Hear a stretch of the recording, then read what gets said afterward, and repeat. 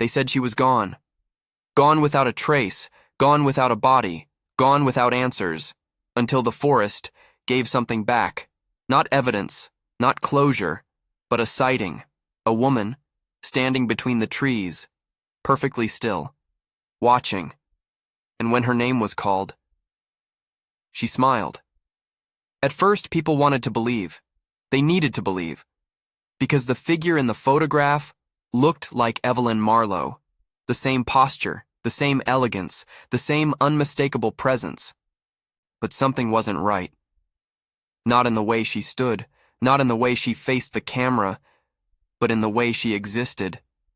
Too precise, too composed, too aware, like she wasn't being photographed, but observing the one who took the picture. Reports began to surface, not loud, not official, but persistent.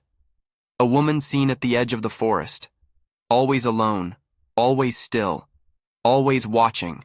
She never approached, never called out, never reacted the way a lost person would. Instead, she studied. Every movement around her, every voice, every expression, and sometimes she mimicked them, subtly, almost perfectly. One witness claimed he stood only a few meters away from her, close enough to see her face clearly, close enough to notice the details. He said her eyes didn't move naturally. They didn't dart or shift. They adjusted, like something recalibrating its focus.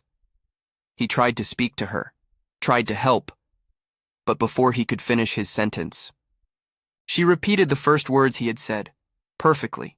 Same tone, same rhythm, same pause, like an echo, learning how to become the original. Authorities returned to the forest, but this time, something changed. They didn't search loudly. They observed. They documented. They waited.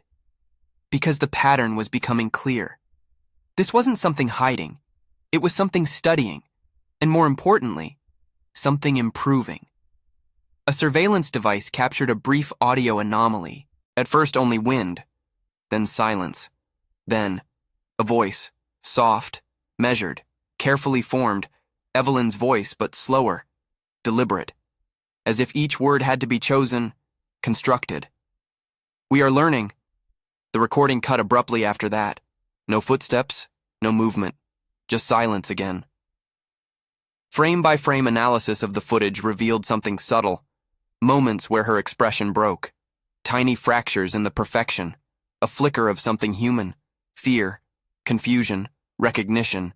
Evelyn, still inside, still aware, but no longer in control, watching herself being used. Experts began to question everything. What if this wasn't possession? What if nothing had taken her?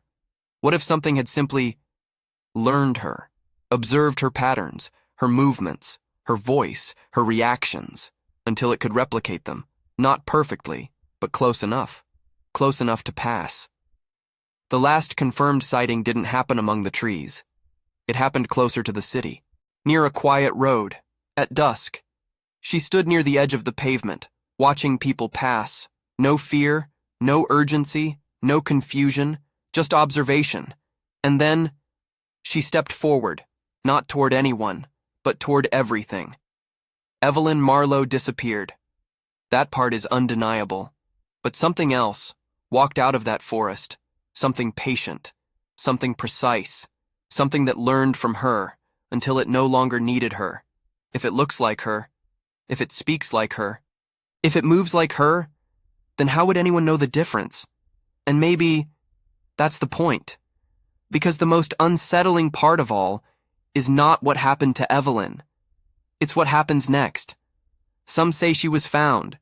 Others say she was replaced. But the truth is, no one is really looking for her anymore, because whatever came back doesn't want to be found. It wants to belong.